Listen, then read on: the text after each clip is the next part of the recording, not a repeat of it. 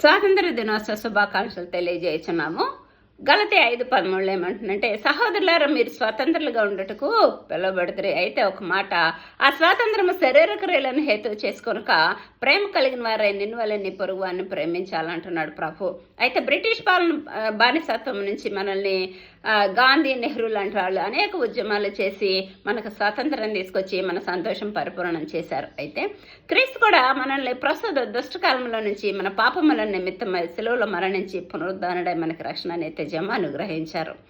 స్వాతంత్ర దినోత్సవం రోజు మనము జెండా వందనం చేసి మన యొక్క సంతోషం, సహోదర ప్రేమను ఏ విధంగా పంచి సంతోషంగా ఉంటామో, దావీదు మహారాజు కూడా ఏమంటాడంటే, నీ రక్షణ విషయమై నా హృదయం హర్షించుచున్నది, నీ కృపయందు నమ్మిక ఉంచున్నాను, నీ మా నామాన్ని ప్రచురపరిచేదని అంటున్నాడు. కాబట్టి నువ్వు పొందిన రక్షణ ఇతరులకు ప్రకటించాలా, సువార్తను ప్రకటించే సువార్థికనిగా ఉండాలి.